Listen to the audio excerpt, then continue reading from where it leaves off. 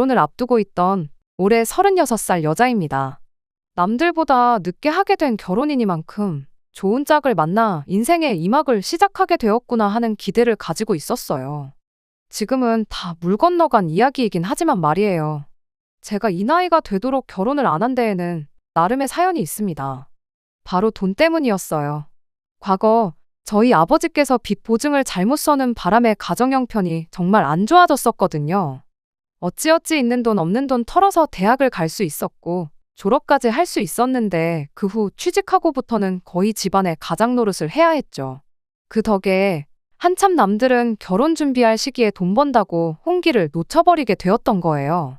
그래도 10년 가까운 세월, 내 가족이 노력해서 2년 전 모든 빚을 갚을 수 있었습니다. 빚이 사라지면서 저도 한숨 돌릴 수 있게 되었지요. 그때 제 나이가 34이었어요. 그때는 다른 건 몰라도 결혼에 대해선 거의 반쯤 자포자기 상태나 마찬가지였습니다. 여태 가족들을 위해 살았는데 이제 와서 무슨 결혼이냐고. 결혼은 내 인생에 없는 거나 마찬가지다 하고 살고 있었죠. 그런데 빚을 다 갚고 나서 통장에 돈이 쌓이기 시작하니까 생각이 또 달라지더라고요.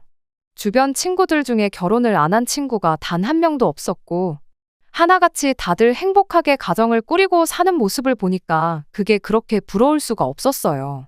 그 생각은 점점 더 늦기 전에 결혼을 꼭 해야겠다는 생각으로 바뀌게 되었지요. 그렇다고 해서 뭐 아무하고나 할 테니 결혼하자고 하는 사람만 나타나라 그렇게 생각했던 적은 없습니다. 늦게 하게 된 결혼이니만큼 그만큼 좋은 사람, 나를 있는 그대로 이해해 줄 수 있는 그런 사람 만나서 행복하게 살고 싶은 마음뿐이었어요. 그러다 만나게 된 게 남자친구였죠. 남자친구는 저보다 2살 연상으로 공무원으로 일을 하고 있었어요. 나이도 있고 공무원 일을 한다 하니 못해도 7급 정도는 되겠구나 싶었는데 그게 아니라 9급 공무원으로 일을 하고 있다는 사실에 정말 많이 놀랐습니다. 그런데 알고 보니까 그 나이 먹도록 내내 9급 공무원이 되겠다고 시험 준비를 했던 게 아니었어요. 여태 회사 생활을 해왔는데 성격에 맞지도 않는 영업일 하는 게 너무 지쳐서 뒤늦게 공무원 준비를 시작하게 된 케이스였지요. 결혼을 그 나이 먹도록 못한 것도 딱히 이유가 있던 건 아니고 뒤늦게 시작한 시험 준비 때문에 시기를 놓쳐버리게 되어서 그랬던 거였다 해요. 저희 2사람 다 이미 만남을 시작했을 때부터 결혼을 어느 정도 염두에 두고 있었던 상황이다 보니 데이트하면서 은연중에 서로의 집안 이야기라든지 결혼관에 대한 이야기를 자주 주고받았습니다. 그래서 그랬나 결혼을 정하는 데까지는 그렇게 오랜 시간이 걸리지 않았죠. 아무래도 남자친구가 9급 공무원이었다 보니 수입만 두고 본다면 제가 거의 2배 가까이 좋기는 했어요. 저는 학원 선생님으로 일하고 있는데 페이가 세다 보니 공무원하고 비교해봤을 때 당연한 일일 수밖에 없었습니다. 그래도 모아놓은 돈만 두고 보자면 저는 이제 막 가족들 빚 청산하고 2년 전부터 겨우 모으기 시작했던 거다 보니 남자친구가 저보다 훨씬 많았어요. 거기에 제 직장 특성상 제 이름으로 학원을 차리지 않는 한 수명이 짧은 직업이다 보니 안정적인 측면에서 보면 공무원인 남자친구의 조건이 훨씬 더 좋았습니다. 그렇다 보니 암만 제가 남자친구보다 벌이가 2배 가까이 좋다고 한들 누가 더 잘났고 못났고를 판단할 수 있는 게 아니라 생각했어요. 아무튼 그때 직업과 벌이에 대한 이야기를 나누다가 그때 남자친구의 가족관계나 가정사에 대해서도 어느 정도 알게 되었어요.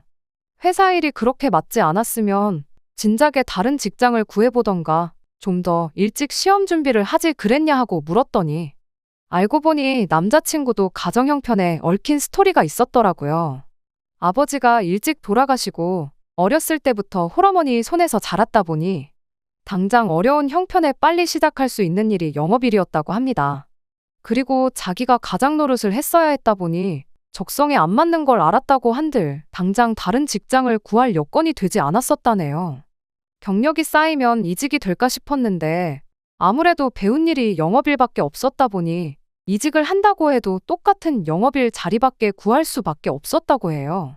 그렇다고 나이 먹고 신입으로 지원을 하자니 뽑아주는 곳도 없고 그래서 그때 작심하고 시작한 게 공무원 준비였다는 거죠. 저도 비슷하게 집안의 기둥 노릇을 했어야 했다 보니 그게 얼마나 큰 결심인지는 말만 들어도 알 수 있었습니다. 다만 당장 공무원 준비를 한다고 하면 수입이 사라지게 되는 건데 어떻게 용케 공무원 시험을 칠 결심을 했느냐고 물었더니 그때서야 예비 시누이 이야기를 꺼내왔어요. 남자친구 위로 2살 많은 누나가 있어요. 군대를 다녀와야 하는 남자친구와는 달리 바로 졸업하자마자 일을 시작할 수 있었음에도 불구하고 그때 당시 예비 신우가 따로 직장을 구하지 않았답니다. 여자는 시집만 잘 가면 되는 거라면서요. 오히려 남자친구가 벌어온 돈을 가지고 시집을 잘 가려면 일단 이뻐야 한다고 그 피 같은 돈으로 화장품 사고 옷 사고 머리하고 꾸미고 다니고 그랬다네요. 다 미래를 위한 투자라고 생각하라는 식이었다더라고요. 거기까지 들었을 때 당연히 예비 신우가 그렇게 동생 돈으로 꾸미고 다니면서 돈 많은 남자 물어다가 결혼을 해서 집안 형편 좀 피게 만들어주게 되었는 줄 알았어요. 그 덕에 여유가 생겨서 남자친구가 공무원 시험 준비를 시작할 수 있었구나 싶었죠. 그런데 그게 아니었어요. 좋은데 시집을 가기는커녕 아직도 결혼을 못하고 혼자랍니다. 30살이 넘어서까지 돈 많은 남자 꼬신다고 그러고 다니다 이도저도 아닌 상황이 돼버린 거죠. 그래도 다행인 건 그때 예비 신우가 정신을 차렸다는 거예요. 여지껏 자기 때문에 동생인 남자친구가 고생을 했으니 이제 어머니는 자기가 책임지겠다면서 남자친구한테 이제 너는 너의 인생을 살라 말하곤 공장 같은데 나가면서 집안 살림에 돈을 보태기 시작했다 해요. 그 덕에 남자친구가 시간적으로, 경제적으로 조금 여유가 생기기 시작했던 거고요. 가장 노릇을 하면서도 차곡차곡 모아놓은 게 좀 있었다 보니 그 돈을 가지고 학원 다니고 하면서 시험 준비를 시작하게 되었고 피 같은 노력 끝에 2년 만에 9급 공무원에 합격을 하게 되었다 하는 그런 이야기였어요. 그리고 공무원 합격하고 나서도 얼마 안 되는 월급이나마 알뜰하게 모아서 전부터 모아놓은 돈과 합쳐 8천만 원을 모아놓은 상황이었던 거고요. 이래저래 복잡한 상황이긴 했지만 이야기를 전부 듣고 나니 한편으로는 다행이다 싶었어요. 저도 부모님 부양한다고 고생했는데 그게 얼마나 힘든 일인지 그 고통을 공유할 수 있는 그런 사람을 만나게 되었다는 점도 괜찮았고 남자친구가 젊은 나이에 가장 노릇한다고 고생한 만큼 예비 신우가 어머니를 책임지겠다고 했다 하니까 홀어머니라고 해서 앞으로 모시고 살 일도 없겠구나 그런 생각이었지요. 혹시나 싶어 남자친구한테도 단도직입적으로 물어봤어요. 혹시 결혼했다고 해서 어머니 모시고 살 생각이 있는 건지에 대해서도 말이죠. 저희 집도 아버지 앞으로 있던 큰 빚은 다 갚은 상황이긴 했지만 두 분이 노후 준비가 다 되어 있는 건 아니었거든요. 그런데 제 나름대로 여지껏 고생한 게 있는데 두 분 노후가 안 되어 있다고 해서 모시고 살고 그래야겠다 생각해 본 적은 단 한 번도 없다고 그렇게 제 상황도 이야기해줬지요. 남자친구도 제 말을 듣고 절대로 어머니를 모시고 살 생각이 없다고 그 부분은 걱정 말라고 하더라고요. 자기도 좋은 시절 가장 노릇하느라 청춘을 바친 게 있는 만큼 앞으로 모시고 살 생각은 없다고요. 대신 누나, 그러니까 예비 신우가 앞으로 결혼을 해서 가정을 꾸리게 된다면 어머님은 혼자서 지내셔야 할 테니 그때 돼선 예비 신우가 50만 원, 자기가 50만 원 해서 어머님한테 달에 100만 원 정도는 드릴 생각이 있다고 솔직하게 말을 해주더군요. 9급 공무원 월급에 50만 원이면 꽤 큰 돈이긴 하지만 저 또한 저희 부모님 노후가 안 되어 있는 상황이었다 보니 차라리 그렇게 하라고 하고 저도 똑같이 부모님한테 50만 원을 보내드리면 공평하겠구나 하는 생각이었어요. 그렇게 남자친구 말 하나만 믿고 결혼을 하는 쪽으로 마음을 굳히게 되었습니다. 그때 이 말을 듣자마자 가족들한테는 50만 원 외에는 아무것도 안 하겠다. 지장 찍고 각서까지 써야 했었던 걸까요? 본격적으로 결혼 준비를 시작하고 나니 뭔가 상황이 달라지고 있구나 싶은 느낌이 들기 시작했거든요.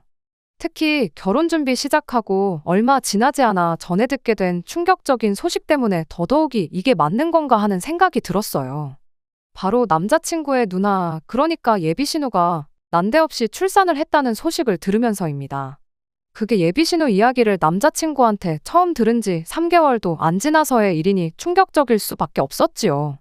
결혼을 아직 안 했다고 들었는데 아무리 만나는 남자가 있었다고 한들 혼전 임신 소식이면 모를까 난데없이 혼전 출산이라니 이건 또 무슨 말인가 싶었어요. 그것만으로도 충분히 충격적이었는데 더 충격적인 사실이 저를 기다리고 있기까지 했죠. 예비 신우가 가진 아이의 아빠가 이제 나이 30 먹은 사회초년생 남자였다는 사실부터 놀라웠어요. 공장에서 신입으로 들어온 그 남자한테 일을 가르쳐 주다가 어찌저찌 다른 것도 가르쳐 주고 하면서 그렇고 그런 사이가 되었다나 본데. 아무튼 아이가 생겼다는 사실을 알고 나서 그 남자랑 결혼을 한 해 만에 말이 많았었다고 합니다. 그런데 남자 쪽 집에서 암만 아이가 생겼다고 한들 양육비를 내주면 내줬지 앞길 창창한 우리 아들을 마음먹은 여자랑 결혼시킬 생각은 추호도 없다고 들고 일어났다는 거예요. 아이 때문에라도 어떻게든 결혼을 하는 쪽으로 설득해보려 했으나 잘 풀리지 않았고 결국 시기를 놓치게 돼서 아이가 태어나게 돼버린 그런 상황이었던 거죠. 참 예비신우 인생도 기구하구나 그렇게 생각하고 말았는데 그때부터 남자친구가 누나 병원이다 뭐다 하면서 엄청 챙겨주고 그러더라고요. 다른 사람도 아니고 자기 가족, 자기 누나 일이고 상황도 상황이다 보니 충분히 불쌍할 수 있다고는 생각합니다만 제가 생각하기에 예비신우 혼자서도 충분히 할 수 있는 일까지 챙겨주기 시작하니 제 딴에는 그게 신경이 쓰일 수밖에요. 괜히 애꿎은 예비신우의 아이를 우리가 데려다가 키우자 하는 이야기 나올까봐 조마조마했죠. 왜 그런 이야기 몇 번 들었거든요. 신우 앞길 위해서 신우가 밖에서 낳아온 아이 키워오라는 집 이야기요. 저희야 아직 결혼은 안 했지만 상황이 딱 그렇잖아요? 한참 그런 걱정 때문에 스트레스였는데 이따금씩 카톡으로 자기 조카 사진 보내면서 아이가 너무 천사 같지 않냐 하면서 물어보기 시작해대니 청첩장까지 다 돌린 마당에 걱정이 이만저만이 아니었어요. 남자친구 머릿속에 들어가서 무슨 생각을 하는지 들여다볼 수 없으니 어머니 모시고 살 생각이 있냐 없냐 물어봤을 때처럼 직접 물어보는 수 말고는 달리 방법이 없겠더라고요. 그래서 남자친구 불러다가 대놓고 또 물어봤습니다.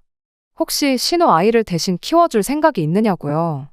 내가 어디서 이야기를 들어보니까 결혼 안 한 신우가 아이가 생겼다고 애를 며느리한테 대신 키워달라는 집이 있더라. 심한 데는 호적에만이라도 올려달라 하는 집도 있다더라고. 그런 이야기를 들으니까 걱정돼서 노파심에 물어보는 거지. 당신 집이 그런 집이라고 말하는 거 아니니까 너무 기분 나쁘게 듣지 말라고 최대한 좋게 좋게 남자친구 기분 살피면서 그렇게 질문을 했죠. 그런데 남자친구가 껄껄 웃더니 어디서 뭘 보고 왔길래 그런 소리를 하냐면서 그럴 일은 없으니 신경도 쓰지 말라고 그런 소리를 하더라고요. 우리 누나가 그 정도로 생각 없는 사람은 아니라고.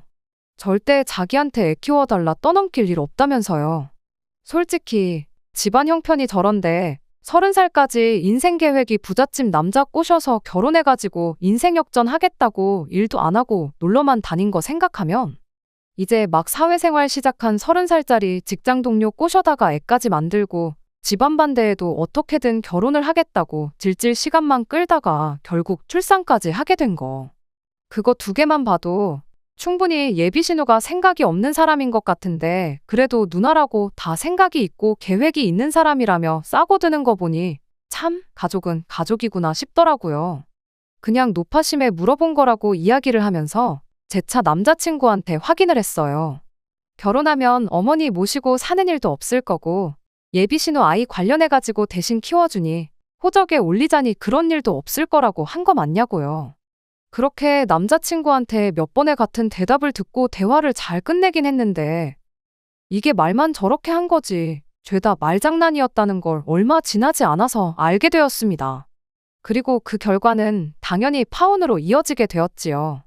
말씀드렸다시피 결혼식 날짜도 잡아놓고 청첩장까지 다 돌린 상황이었어요. 본식 빼고 모든 준비가 다 끝난 거나 마찬가지였는데 딱 하나 준비가 끝나지 않은 게 있었으니 그게 바로 신혼집 문제였습니다. 저희가 아무리 열심히 모았다고 한들 제 나이 36에 4천, 남자친구 나이 38에 8천이 전부였어요. 결혼식 비용 같은 거 제외하고 나면 사실 1억도 안 되는 돈이었는데 저희들 나이 생각해보면 터무니없이 적은 돈이었죠. 게다가 제가 학원 개업은 고사하고 이 선생님 일을 몇 살까지 더 하게 될지도 불확실한 상황도 있고 남자친구도 이제 9급 공무원 된 지가 2년 차밖에 안 되었다 보니 월급도 넉넉하다고 할 만한 정도가 아니거든요. 그런데 거기에 또 결혼하고 나면 양가 부모님 용돈으로 50씩 드리기로 했잖아요. 이미 월급이 들어오자마자 마이너스 100만 원 하고 시작하는 건데 다 늦어서 결혼한다고 경제적으로 여유가 있는 상황은 결코 아니었습니다. 그렇다 보니 신혼집을 구하는데 신중할 수밖에 없었어요. 괜히 욕심내서 감당도 못할 집을 사는 것보다야 10평 남짓한 구축 아파트를 하나 사더라도 투자 가치도 있고 실속 있는 그런 집을 찾는 게 최우선이었죠. 그런데 그런 집들은 하나같이 다 매물이 없더라고요. 요즘 1인 가구 수요가 늘어나서 작은 평수 집이 오히려 더 거래가 활발하다는데 아마 그 때문이 아닐까 싶었습니다. 그래서 결혼식까지 한 달 코앞에 다가와 있는 상황인데도 신혼집을 아직 못 구한 상황이 와버린 거예요. 그러다가 경기권이긴 하지만 서울에 인접해 있고 조건도 꽤 괜찮은 아파트를 하나 알게 되었습니다. 사이즈도 작고 지은 지도 좀 된 집이긴 하지만 주변에 대형계 바로제도 있고 해서 그래도 한 5년 정도 버티고 살고 있으면 그때쯤에는 돈이 좀 되지 않겠나 싶은 투자 가치까지 있는 집이었어요. 제가 일하는 학원과는 거리가 멀어서 출퇴근이 꽤나 힘들어지긴 하겠지만 남자친구의 경우에는 거리도 딱히 큰 문제가 없겠더라고요. 그 정도 단점은 충분히 감안할 수 있다 생각했고 여차하면 학원이야 그쪽 지역도 몇 개 있던데 아예 집 근처로 새로 일자리를 구해보는 것도 나쁘지 않다는 생각도 들었어요. 신혼집 구하는 게 워낙에 고역이었다 보니 제 마음속으론 거의 이 집에 신혼살림을 차리는 쪽으로 거의 마음을 정한 상태였습니다. 남자친구만 오케이 하면 바로 계약해서 대출 알아보고 고칠 거 고치고 곧바로 살림을 차릴 생각이었어요. 그런데 남자친구는 집을 구경도 안 해보고 싫다고 하더라고요. 경기도라서 엄청 멀게 느껴져서 그런 건가 싶어서 설득도 해봤죠. 지하철 노선도 켜다가 당신이 지금 어머님 집에서 직장으로 출근하는 것보다 내가 신혼살림 차리자는 그 집에서 직장으로 가는 게 훨씬 빠르다고. 10평 평수가 작게 느껴지긴 해도 당장 우리 둘만 사는 데는 충분하다고. 주변에 있는 재개발호재도 하나씩 찾아다가 다 보여주고 아주 열심히였습니다. 누가 보면 제가 그 집을 파는 영업사원인 줄 알았을 거예요. 그런데 끝까지 남자친구는 그 집이 마음에 들지 않는다며 실은 기색을 숨기지 않았어요. 하다 저도 답답해서 그럼 결혼식 한 달도 안 남았는데 어디서 지낼 거냐고 결혼식 올리고도 각자 부모님 집에서 따로 살림할 거냐고 그렇게 따졌더니 남자친구가 그러면 딱 일주일만 더 기다려보자고 하는 겁니다. 일주일 사이에 다른 더 좋은 매물이 나올 수도 있는 거 아니냐고요. 제가 알아온 집에는 일단 가계약금만 걸어놓자고 만약 일주일 뒤에도 다른 사람이 계약 안 하고 있으면 그게 우리 집이다 생각하고 자기도 더는 말하지 않겠다는 거예요. 그래서 그러자고 했어요. 그리고 부동산에 다시 찾아가서 남자친구는 모르게 그냥 계약금 걸어놓고 왔습니다. 일주일 내로 더 좋은 매물이 나올 리는 만무했고 제가 찾은 그 집은 정말 2번은 나오지 않을 좋은 매물이라는 확신이 있었거든요. 근데 그 사이에 누가 체각이라도 하면 정말 배가 아파서라도 몇 날 며칠 잠을 설치겠구나 싶은 생각밖에 안 들었었어요. 이걸 가지고 따지고 보면 저도 남자친구를 속인 거 아니냐 하시는 분들도 있으실 테지만 저야 두 사람의 더 좋은 앞날을 위해 그랬던 거지 말장난까지 해가면서 자기 혼자만 이득을 보겠다고 속인 건 아니니 차이점이 있다고 생각합니다. 그날 이후로 출근하고 퇴근하고를 반복하니 일주일 지나가는 거 얼마 걸리지도 않았어요.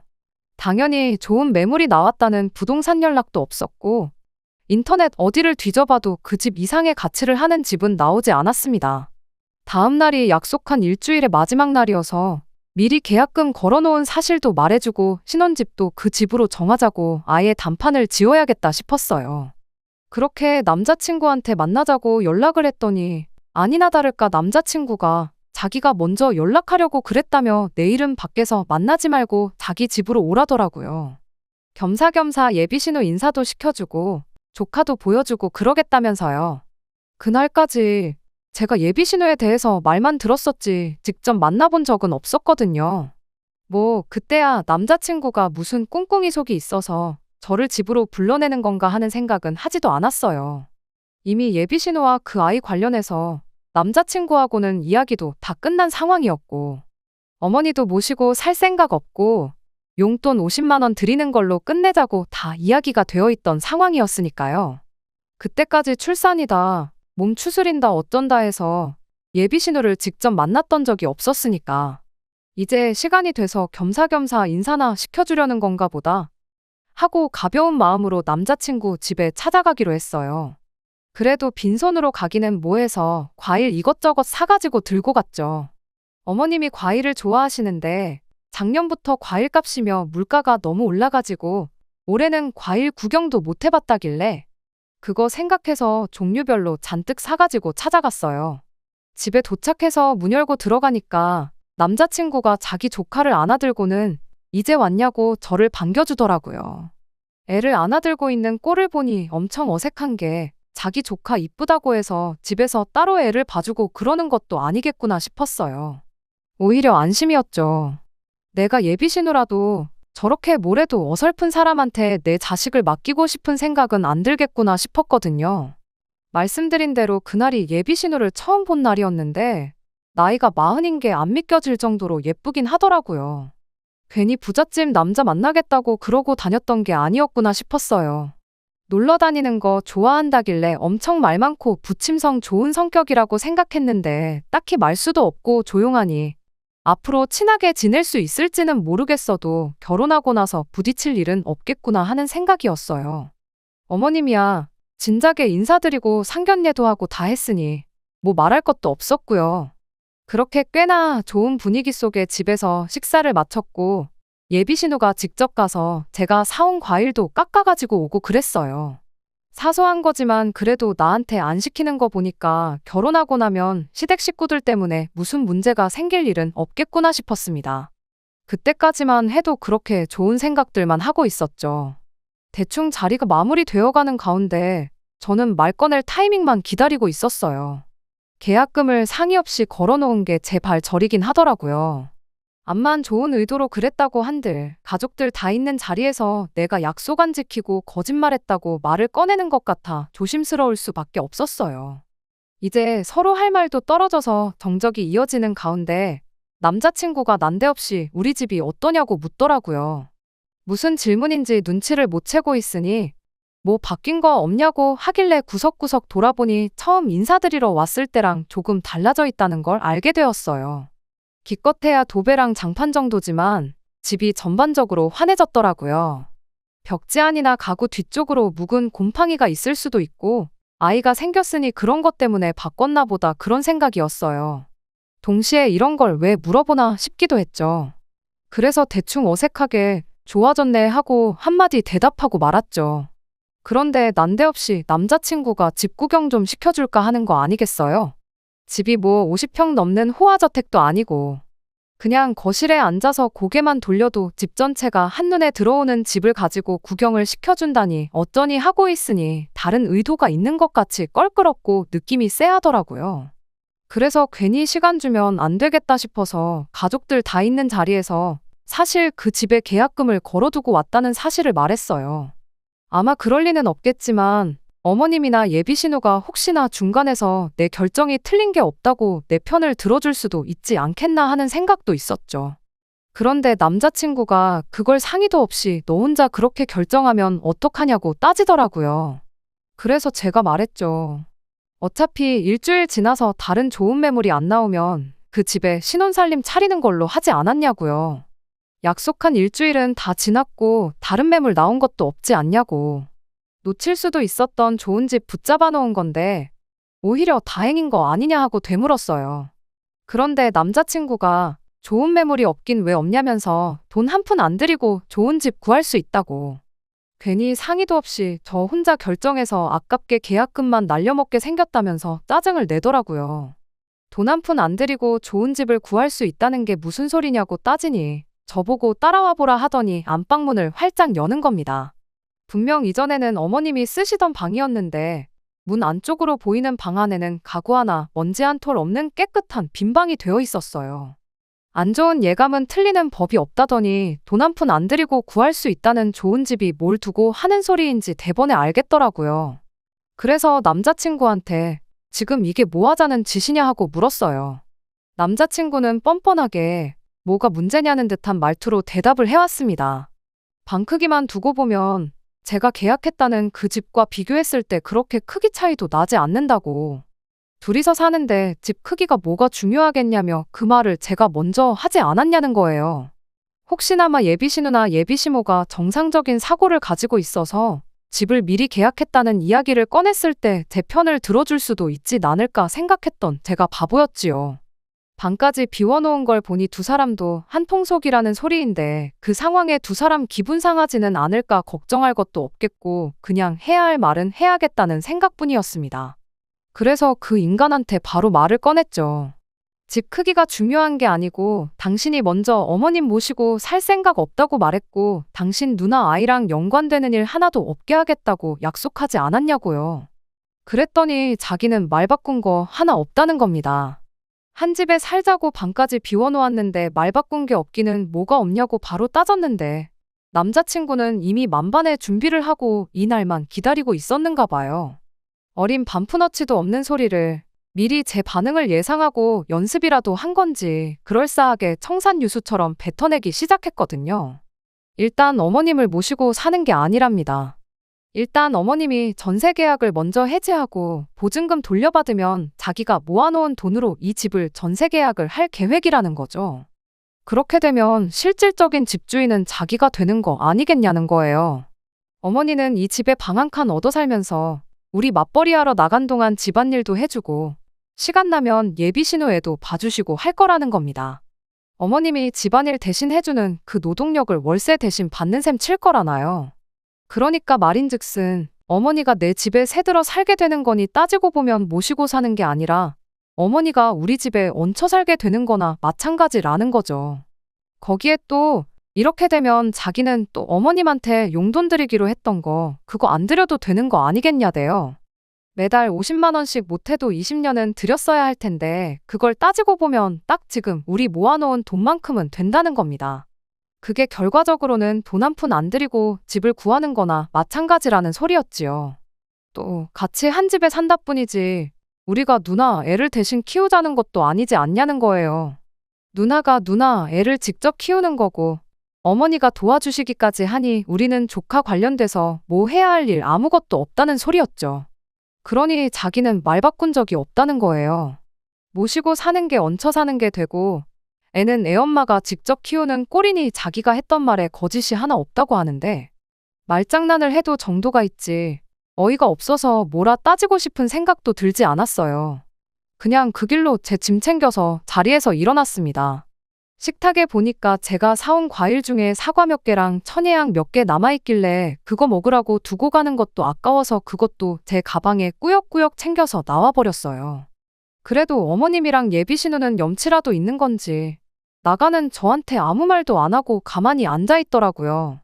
집에서 나오자마자 몇 걸음 안 걸었는데 남자친구가 쫓아나와 저를 붙잡았습니다. 그 와중에도 미안한 거보다 가족들 앞에서 뭐 하는 짓이냐고 자기 체면을 찾고 있는데 참 결혼식 3주 앞두고 이런 사람이라는 걸 알게 된 게 오히려 다행이구나 싶은 생각 말고는 다른 생각이 들지 않았어요. 그 와중에 남자친구가 제 마음을 돌려보겠다고 꺼낸 변명이 더 어이가 없었습니다. 누나 아이 태어나는 거 보고 몸조리 한다고 며칠 알아놓은 거 보니까 갑자기 집안 가장 노릇하면서 없어질 뻔했던 효심이 살아났는가 봅니다. 어머니가 누나랑 자기 낳을 때 얼마나 고생하셨을지 당장 아빠 없이 자랄 조카 보니까 어머니가 아버지 없이 우리 둘을 키우면서 얼마나 고생하셨을지 생각해보니 마음이 편치 않더래요. 그래서 이렇게나마 한 집에 가까이 지내면서 행복하게 살고 싶다는 소리를 하는데 이 인간이 결혼할 뻔했던 사이라고 제 팔을 붙잡고 있는 것도 열불이 터져서 저도 모르게 제 가방을 휘둘러서 남자친구 얼굴을 한 대 쳐버렸죠.